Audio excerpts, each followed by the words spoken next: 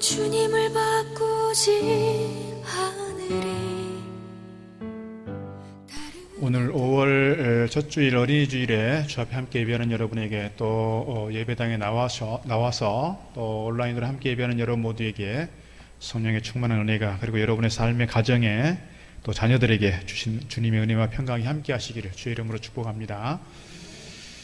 어린이 주일은 1856년 미국에 있는 한 목사님께서, 레오날드라고 하는 목사님께서 이렇게 5월의 첫 주일에, 지금 강단에 장식이, 꽃장식이 되어 있습니다만 이거보다 풍성하게 꽃으로 장식을 하고 교회에 나오는 모든 어린아이들을 안고 또 축복 기도해 주시고 안수해 주시는 그런 장면에서 시작하였습니다.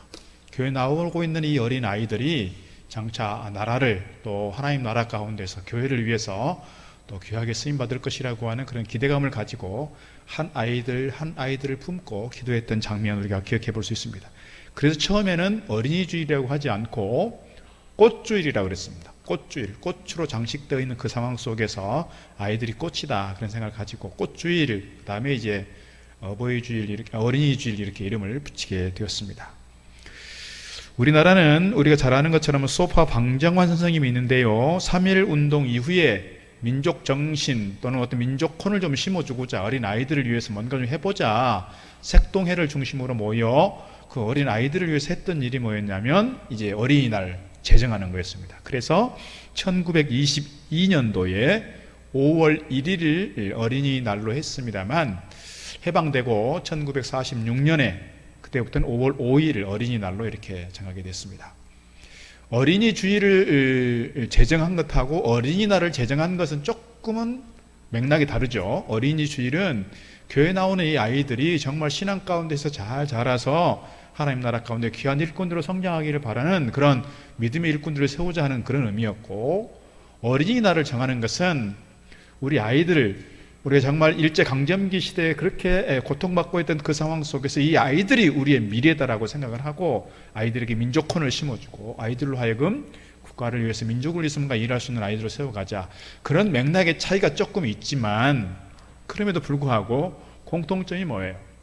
다음 세대에 대해서, 우리 아이들에 대해서 뭔가 새로운 눈을 뜨게 되었고, 이 아이들이 얼마나 소중하다는 것을 알게 되었고, 이 아이들을 위해서 우리가 해야 될 일이 있구나 하는 것을 저희들이 함께 자각하면서 어린이날을 정하고 어린이 주일을 정했다 하는 거예요.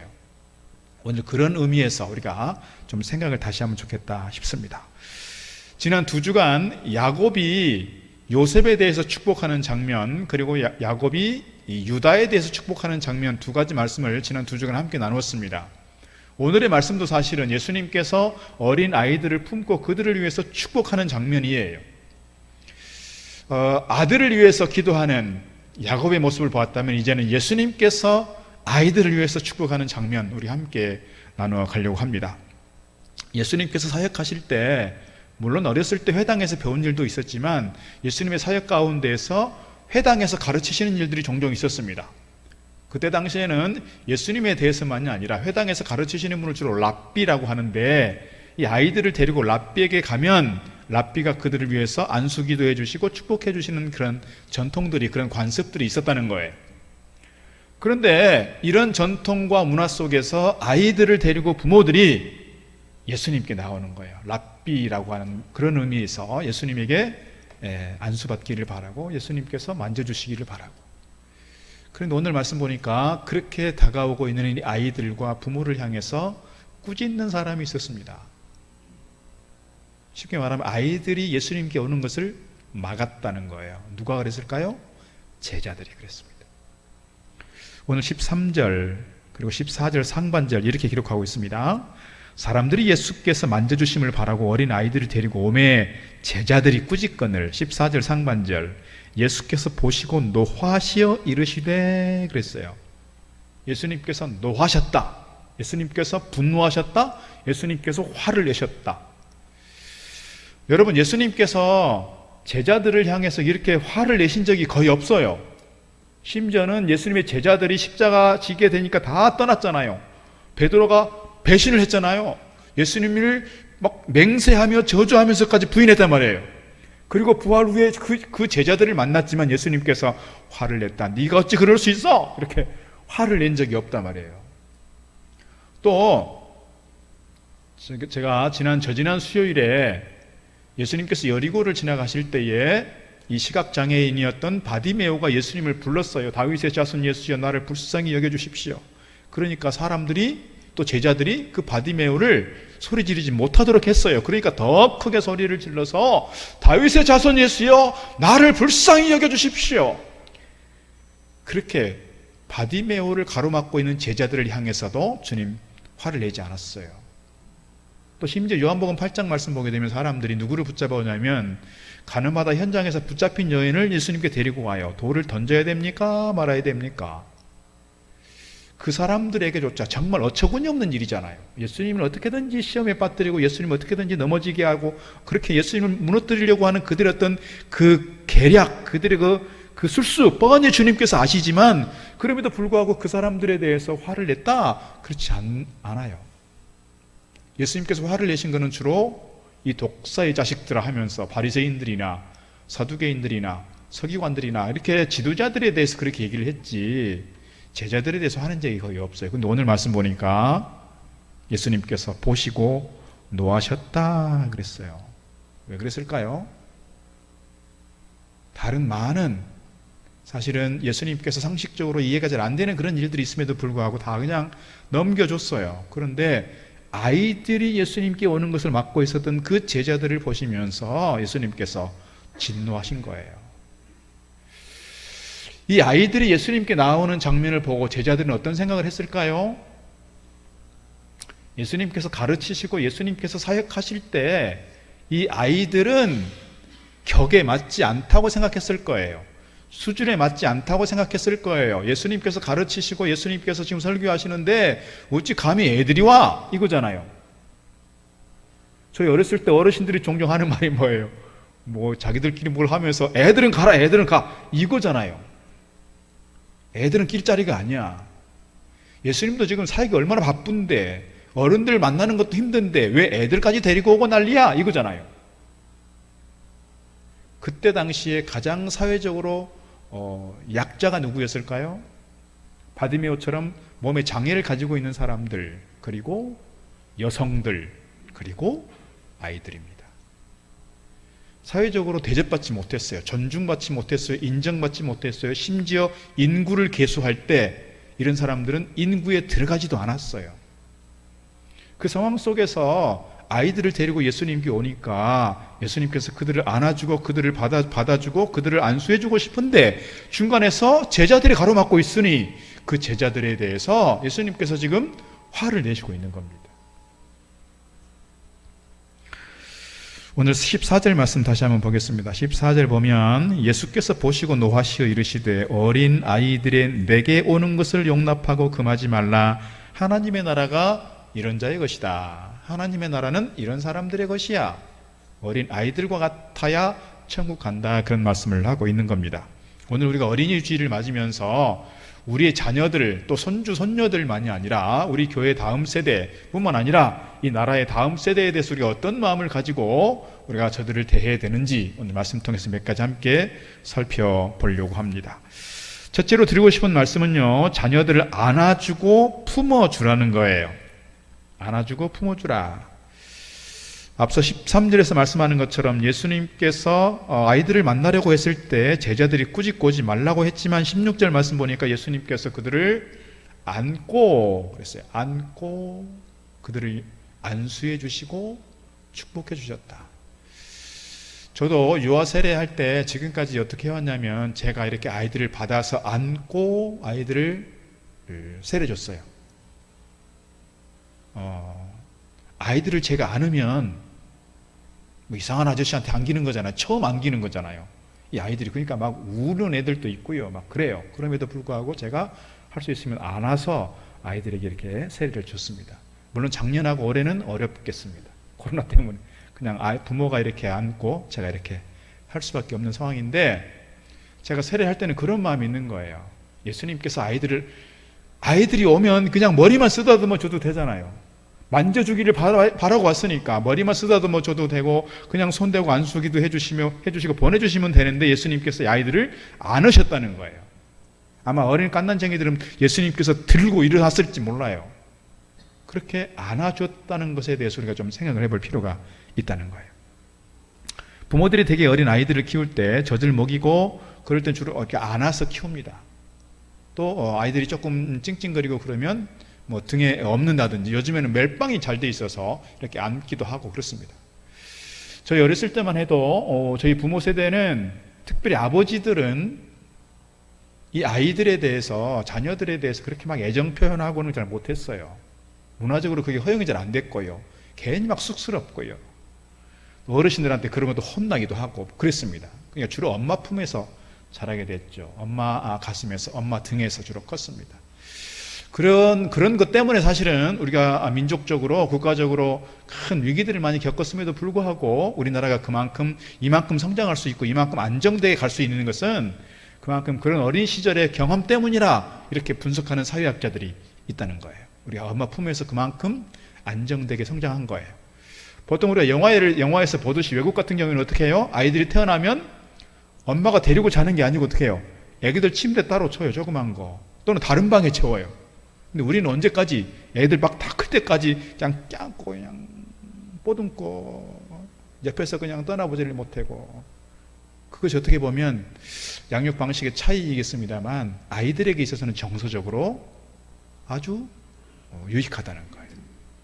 오늘 우리가 포옹 건강학이라는 말을 듣습니다. 허깅 건강학.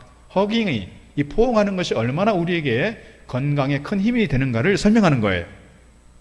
미국 정신신체학회에서 안아주면 건강해진다라고 하는 주제를 가지고 여러 커플들을 대상으로 해서 비교 검사했어요. 한 커플들은 그냥 냉랭하게 평소 지내는 것처럼 이렇게 했고, 한 커플들은 계속해서 안아주고 스킨십하게 하고 품어주게 하고 포옹하게 하고, 그랬을 때 신체적으로 어떤 반응이 오는가를 연구한 거예요. 신체 접촉을 거의 하지 않는 그런 분들은 혈압이나 심장 박동에 자꾸 문제가 생기기도 하고, 스트레스를 받게 되면 코티졸이라고 하는 호르몬이 분비가 많이 됐습니다. 신체적으로 좋지 않는 호르몬입니다. 그러나 신체 접촉을 많이 했던 커플들은 대개가 호흡이나 심장 박동이나 혈당같이 우리의 의지대로 되지 않는 부분들, 자율신경계가 아주 안정적으로 갔다는 거예요. 이건 의학적으로, 과학적으로 이렇게 실험을 통해서 학술적으로 보고된 내용이에요. 또 몇 가지 이렇게 허깅의 효과 몇 가지를 좀 말씀을 드리려고 하는데요. 예를 들면 이것입니다. 혈압이나 심장 박동 등 아까 말씀드린 것처럼 자율신경계가 안정된다. 유아는 면역력이 증강이 되고, 유아는 두뇌 발달에 도움이 되고, 외로움을 없애주게 되고, 두려움을 이기게 해주고, 이웃을 사랑하게 되고, 긴장을 풀어주게 되고, 즐거움과 안정감을 갖게 된다. 이것이 뭐냐면 허깅이 주는 유익이다 하는 거예요. 우리 남자들이 이게 허깅이 잘 안 되니까 아버지 학교에 처음 입학하자마자 첫 번째 과제가 뭐냐면 이거예요. 가서 가족들 안아주는 거예요. 잘 안 되고 어색하지만 이것을 통해서 우리가 관계가 많이 회복되고 관계가 많이 이렇게 건강해진다는 것을 우리가 경험을 통해서 알기 때문에 강조하고 그렇게 또 가르친 거였습니다. 1995년에 미국의 메모리얼 병원에서 쌍둥이가 태어났습니다. 1kg가 되지 않는 미숙아입니다. 칠삭둥이 아이들입니다. 두 쌍둥이가 태어났는데 언니는 그나마 조금 건강이 괜찮은데 동생은 심장이 아주 약하게 태어났습니다. 그래서 의사들이 얘기했습니다. 이 큰애는 그나마 조금 건강해질 수 있는데 작은 애는 이게 위험할 수 있다. 생명을 보장할 수 없다. 한 달이 지났습니다. 역시 말대로 언니는 그나마 조금 성장이 되고 있습니다. 좀 정상적으로 회복이 되고 있습니다. 동생은 심장이 문제가 생기니까 맥박이 너무 빨라지고 혈압이 문제가 생기고, 그래서 이 아이는 포기해야 되는구나 하는 상황이 왔습니다.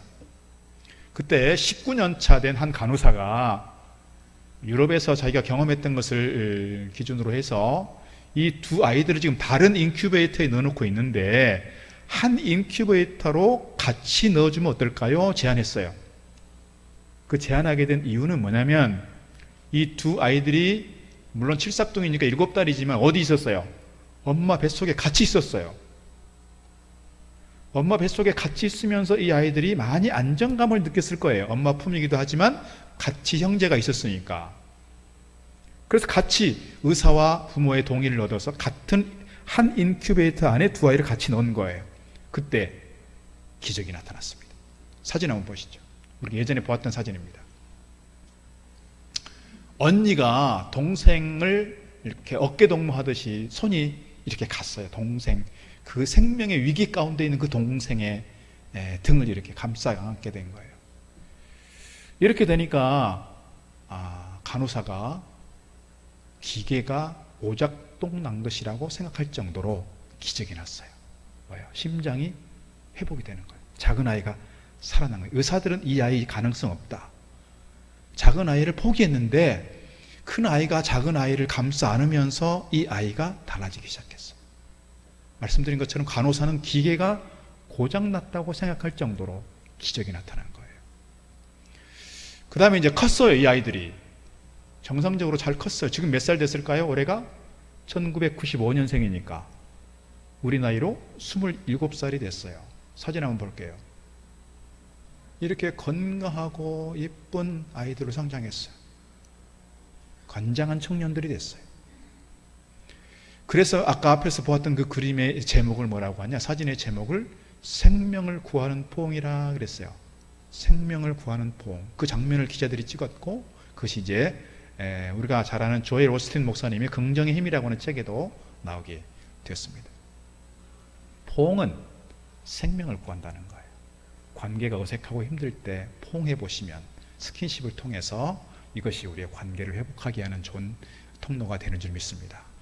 저도 우리 교인들 보면 스킨십을 좀 하려고 합니다. 최소한 뭐는 하려고 하냐면 악수라도 하려고 하는 거예요. 악수. 요즘 이제 코로나 때문에 악수도 안 되는 상황이고 그냥 주먹 다짐을 합니다만은 할 수 있으면 주먹 다짐이라도 하려고 하는 거예요. 왜냐하면 이게 중요하기 때문에 그래요. 코로나 때 목사님 그렇게까지 해야 됩니까? 근데 해야 되겠어요. 이거라도 해야 되는 거예요. 특히 우리 어린 아이들은 저렇게 자주 안아주면 좋겠고요. 저도 이제 지난주 월요일도 잠깐 저희 고향 집에 다녀왔습니다만은 저희 어머니하고 이렇게 헤어질 때는 늘 제가 하는 일이 있어요. 어머니를 안아드리는 일이에요. 어머니가 얼마나 좋아하는지 몰라요. 우리 어르신들 중에서 살아 어르신들 보면 이렇게 되게 어색할 수도 있지만 제가 이렇게 가끔씩 안아드리는 분들이 있어요. 되게 좋아하세요. 악수하는 거 이거는 뭐 비교할 수가 없죠. 우리가 관계가 어렵고 지금 코로나 시대이기 때문에 이렇게 허깅하는 것이 어렵고 악수하는 것조차 어려운 상황이지만 그러나 우리가 정말 악수라도 하고 허깅을 하면서 우리 관계가 조금 더 스킨십이 일어나고 관계가 회복되는 또 특별히 우리 아이들을 위해서 그런 일들을 감당해 줌으로써 우리 아이들이 정서적으로 잘 성장해 갈 수 있는 우리 관계가 될 수 있기를 주의 이름으로 축복합니다. 두 번째 말씀드리고 싶은 것은 우리 교회에 대한 사명이에요. 다음 세대를 영접하고 환영하는 교회가 되자. 다음 세대를 어떻게 해요? 영접하자. 그리고 환영하자. 우리가 꽃주의를 말씀드릴 때 아이들이 교회에 들어온 아이들에 대해서 이 어르신들이 그 아이들 한 아이들을 위해서 안아주고 환영해주고 영접해주고 그들을 축복했다는 거예요. 그래서 어린이주일이 시작이 됐어요. 좋은 전통이라고 생각합니다. 역사적으로 보면 18세기에 산업혁명이 일어났어요. 산업혁명이 일어나면서 노동자들에 대한 안목이 새롭게 열렸어요. 역사적으로 보면 그렇습니다. 사회학자들이 얘기하는 19세기에 되면 우리도 복음이 19세기에 들어왔잖아요. 우리나라에 19세기 말에 19세기에는 어떤 눈이 뜨여졌냐면요, 여성들에 대한 눈이 뜨여졌어요. 그리고 20세기에 눈이 뜨여졌어요. 누구에 대한? 어린이들에 대한 눈이 뜨여졌어요. 그래서 18세기 때는 산업혁명들이 많이 일어나게 되었고요. 19세기 때는 우리나라에 복음이 들어오면서 그때는 정말 존재감 없었던 여성들이 사회적으로 뭔가 일할 수 있게 됐어요. 교회적으로 뭔가, 지금도 여전히 우리 교회가 마찬가지지만 여성들이 많잖아요. 우리나라에 기독교가 들어오고 복음이 들어오면서 여성들이 새로워지기 시작한 거예요. 그리고 이제 20세기 들어와서 어린 아이들에 대한 눈이 새롭게 뜨이게 되었고 아이들을 위한 새로운 프로젝트가 생기게 되었고 아이들에 대한 명칭들도 새로 생겨나게 된 것이죠. 그 다음 세대를 위해서 우리가 해야 될 중요한 일이 있다. 교회가. 그게 뭐냐? 아이들을 영접하는 겁니다. 마가복음 9장 37절에서 이렇게 말씀하고 있습니다. 내 이름으로 누구든지 내 이름으로 이런 어린아이 하나를 영접하면 곧 나를 영접함이요 누구든지 나를 영접하면 나를 영접한 것이 아니요 나를 보내신 이를 영접함이니라 그랬어요. 다시 말씀드리면 어린아이 하나를 영접하면 누구를 영접합니다? 예수님을 영접하는 것이고 곧 누구를 영접하는 것이다? 하나님을 영접하는 것이다 그랬어요. 제가 개업 예배 갈 때 에베소서 6장의 말씀 가지고 종종 드리는 말씀이 있습니다. 개업을 하면 그 가게에 들어오는 손님들은 누구 대하듯 하느냐? 주님 대하듯 하라. 제가 그래요. 한 사람 한 사람 가게에 들어올 때 주님 대하듯 하라. 그렇게 최고의 존중하는 마음을 가지고 예의를 갖춰서 이 아이의 만족을 위해서, 이 손님들의 만족을 위해서 최선을 다하는 것이 필요하다. 우리 교회에 들어오는 아이들이 어떻게 보면 아이들이 뭐 별로 그렇게 작아 보이고 별로 이렇게 뭐 미래에 대해서 불투명하고 뭔가 이렇게 없어 보이는 것 같아도 이 아이들 하나하나를 위해서 누구를 대하는 마음으로 하라? 주님을 대하는 마음으로 하라는 거예요. 주님을 대하는 마음으로. 우리 교회에 나오고 있는 어린 아이들, 유치부 아이들, 아동부 아이들, 중고등부나 청년부 아이들 한 아이들이 대할 때 우리가 얼마나 소중한 아이들인지 주님을 대하듯 하자 하는 거예요. 그래서 이 아이들을 위해서 우리가 어떻게든지 최선을 다해서 섬기고 최선을 다해서 투자하고 최선을 다해서 이 아이들을 위해서 헌신하고 이 아이들이 신앙적으로 잘 자라갈 수 있도록 또 환경적으로 좋은 환경에서 교육 받아갈 수 있도록 우리가 어른들이 이 아이들을 위해서 헌신하고 섬길 필요가 있다는 사실입니다. 이 아이들을 위해서. 특별히 어떤 아이들을 위해서? 여러분 정말 이쁜 아이들은 어떤 아이들입니까? 주로 범생이들이에요. 공부도 잘하고 말도 잘 듣고 예배도 막 잘 드리고 막 이렇게 성과 암송하면 막 잘하고 이런 아이들이 되게 사랑스럽죠. 그런데 이런 아이들만 사랑할 게 아니고 어떤 아이들도 가정에서 또는 학교에서 또는 사회에서 뭐 포기한 아이들조차도 우리가 품어 안고 그들을 위해서 사역 감당하는 것이 필요하다 하는 거예요. 운담 쪽에 가면 그 나라 공동체가 있습니다. 그 나라 공동체에서 사역하시던 몇 분 우리 교회도 계시는데 그 나라 공동체가 세워지게 된 중요한 이유와 목적이 있어요. 사회적으로 청소년들을 위해서 사역하는 건데 어떤 청소년들이냐면 좀 이렇게 쉽게 말하면 불량 청소년들, 문제 아들 이런 아이들을 갈 데가 없는 거예요. 받아주는 데가 없는 거예요. 그러니까 그 나라 공동체에서 이 아이들을 받아서 어떻게든 이 아이들과 함께 공동체를 세워가고 이 아이들이 변화되기를 바라고 신앙적으로 잘 교육함으로써 이 아이들이 사회에 뭔가 이바지할 수 있는 아이들로 가가면 좋겠다. 그런 목적을 가지고 만들어진 것이죠. 그런 점에서 우리 동네는, 이 지역은 이렇게 좋은 의도를 가지고 세워진 기관들이 있고 공동체가 있다는 점에서 우리 동네는 좋은 동네라고 생각합니다. 요즘에 이런 거 세워지면 막 데모하잖아요. 못 들어오게. 그런 게 우리 상황이 됐는데 그래도 우리 지역이 이런 일들을 위해 섬기고 있다는 것은 감사한 일이다 하는 겁니다. 오늘 주님께서 우리를 부르실 때, 우리를 만나 주실 때, 우리를 구원하시고자 할 때 내가 잘나서, 내가 뭔가 잘 순종해서, 내가 뭔가 이렇게 자랑거리가 있어서 하는 게 아니잖아요. 내가 부족하고 허물이 있고 약하지만 여전히 죄인의 모습이지만 주님께서 우리를 사랑하셔서 부르셨고 주님께서 우리를 택하여 주셨으니 우리가 아이들을 대할 때에도 그런 마음으로 대하자는 거예요. 뭔가 깨끗해 보이고 뭔가 똑똑해 보이고 뭔가 말 잘 듣는 것 같고 뭔가 모범생인 것 같아서만이 아니라 그렇지 않는 아이들, 특별히 가정 안에서, 특별히 사회적으로 좀 이렇게 버려진 아이들 또는 방치되어 있는 아이들 또는 뭔가 대접받지 못하는, 존중받지 못하는 그 아이들을 위해서 우리가 할 수 있는 일이 무엇인가를 찾고 그들을 위해서 기도하는 일이 오늘 우리가 해야 될 중요한 일이다, 이렇게 말씀드릴 수가 있습니다. 오늘 우리 교회가 이 다음 세대를 위해서 더욱더 열심으로 섬기고 이 아이들을 위해서 영접하고 환영하는 교회 됨으로써 하나님을 기쁘시게 하고 사명 잘 감당함으로써 하나님께 영광이 되기를 주의 이름으로 축복합니다. 하나 더 말씀드리고 싶습니다. 세 번째로 자녀들을 위해서 늘 축복하고 지속적으로 이 아이들을 사랑하자는 거예요. 오늘 16절 말씀에 이렇게 기록하고 있습니다. 그 어린 아이들을 안고 그들 위에 안수하시고 축복하셨다 그랬습니다. 예수님께서 어린 아이들을 보시고 이 아이들을 위한 주님의 사랑의 모습이 세 가지로 보이고 있습니다. 하나는 아이들을 안고 안수기도 해주셨다. 그리고 축복해 주셨다. 제가 오늘 또 유아 세례문답하면서 우리 부모들에게 그렇게 당부를 했습니다. 아이들을 위해서 축복 기도해 주면 좋겠다.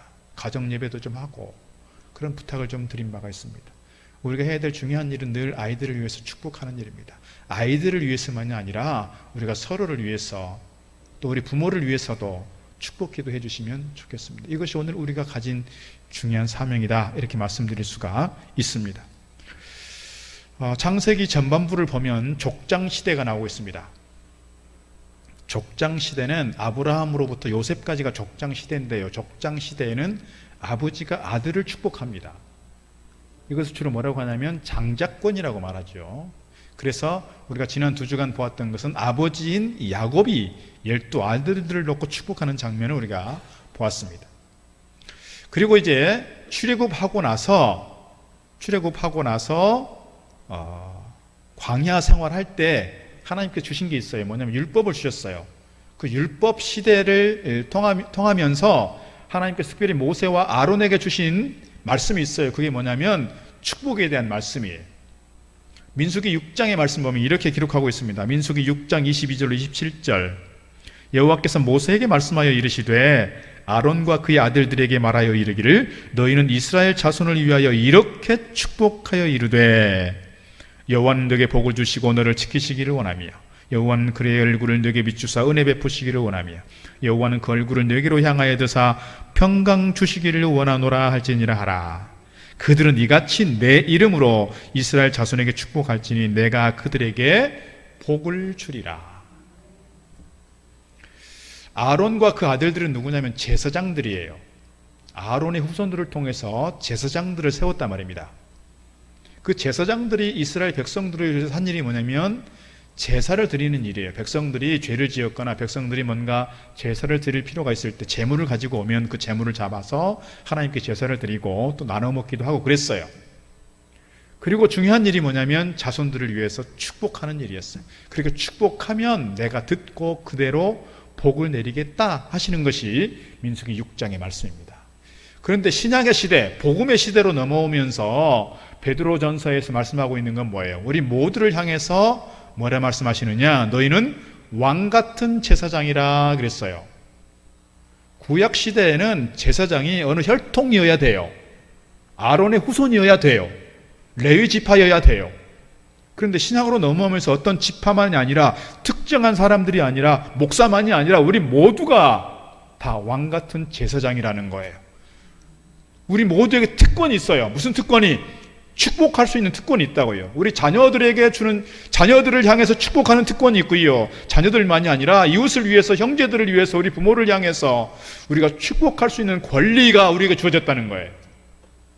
이거 잘 써먹어야 되지 않을까요? 그냥 넘겨버리는 것이 아니라, 지나쳐버리는 것이 아니라 우리에게 주어진 특권인데 이 특권을 통해서 마음껏 쓰시고 그렇게 축복하면 어떻게 한다는 거예요? 하나님께서 그 축복하는 내용을 잘 들으시고 그대로 복을 주시겠다. 여러분이 마음껏 축복하는 내용을 따라서 여러분의 후손들이, 여러분의 자녀손들이, 우리의 모든 가정들이 하나님의 큰 은혜와 복을 누리게 되는 줄 믿습니다. 오늘 주님께서 어린 아이들을 보시면서 그들을 안고 사랑하시고 품어주시고 그들을 위해서 안수해 주시고 축복해 주셨습니다. 이것이 오늘 우리가 감당해야 될 다음 세대를 위한 거룩한 사명인 줄로 믿습니다. 우리 교회가 감당해야 될 사명만이 아니라 우리 각 가정 안에서 특히 우리 모든 기성세대가 다음 세대를 바라보면서 해야 될 중요한 사명인 줄로 믿습니다. 우리에게 맡겨진 어린 영혼들, 그들에서 마음껏 축복하고 마음껏 사랑하고 그들을 품고 기도하면서 우리 다음 세대가 더욱더 건강하게 세워져가는 우리 가정과 교회 되기를 주의 이름으로 축복합니다. 기도하겠습니다. 하나님 감사합니다. 오늘 어린 아이들을 안아주시고 안수해 주시고 축복하신 주님을 보면서 오늘 저희들도 이 아이들을, 우리 형제들을, 또 우리 부모님을 안아드리고 축복해 주는 저희들 되도록 인도해 주옵소서. 그 축복이 하나님께 응답되어 큰 복으로 저희 가운데 임하게 되는 줄 믿습니다. 그래서 우리 자녀들이 더욱더 영적으로, 신체적으로, 심리적으로, 정서적으로 건강한 아이들이 될 뿐만 아니라 우리 교회에 나오는 모든 다음 세대 아이들이 더 큰 제목으로 성장할 수 있도록 인도하여 주옵소서. 5월 가정의 달입니다. 특별히 오늘 어린이 주일인데 우리 모든 가정이 정말 우리 다음 세대가 더욱 아름답게 든든하게 세워져 가게 하시고, 우리 가정의 관계가 더 회복되게 하시고, 우리 가정이 더 건강해지게 하시고, 가정 천국을 이루게 하시고, 가정을 통해서 하나님을 기쁘시게 하는 모든 가정들 되도록 축복하여 주옵소서. 예수님 이름으로 기도드리옵나이다. 아멘. 다른 어떤 은혜 구하지 않으